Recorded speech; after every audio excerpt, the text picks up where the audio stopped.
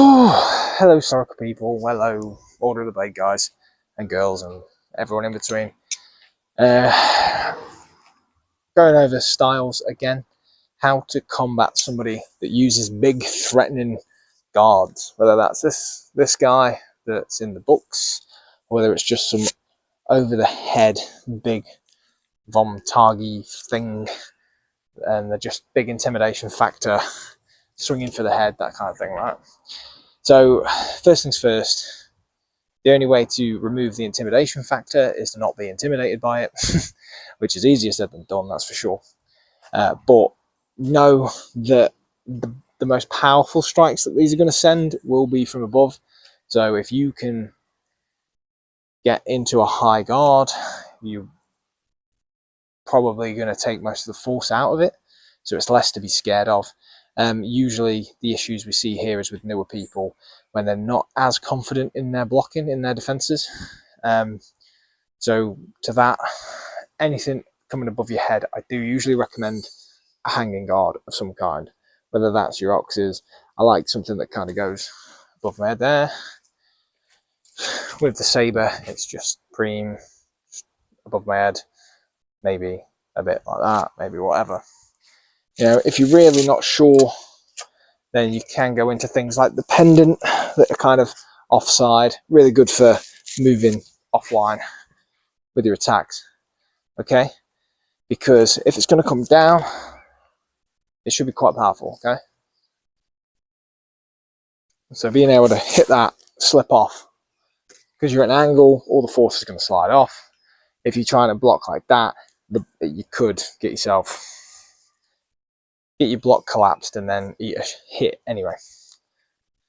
So if someone's all up like this, as you can see here, I expose myself to pretty much anything.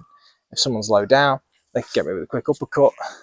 There's the snatch in English longsword. Single-handed, just whip to the legs, you could send out. Anything like that. But the main concept, if someone's there trying to threaten me, trying to intimidate me, I want to take that away as quick as possible. So I want to kind of go on the offensive, if that makes sense.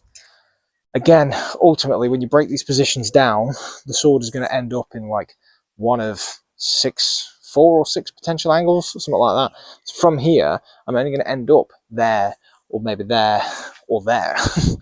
Like, I've not actually got that many options to end up in.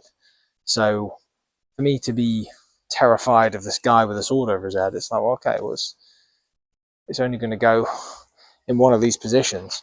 And if you're in a decent side-on kind of angled guard like this, you're kind of stopping most of those angles from being available. It's not going to work every time. You will take hits, get over it, that's the game.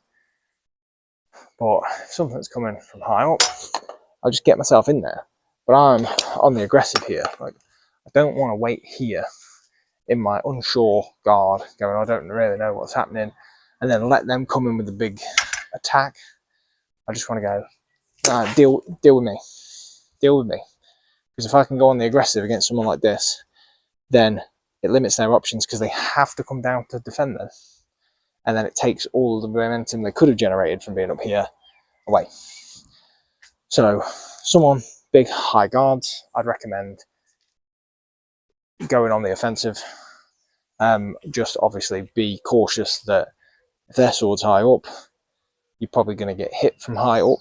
So if I have sent an attack out, I want to be cautious to get straight into some kind of hanging, pendant, ox guard, something like that, after my first action, because I need to make sure my head's protected. Otherwise, I won't be able to watch any more of my videos.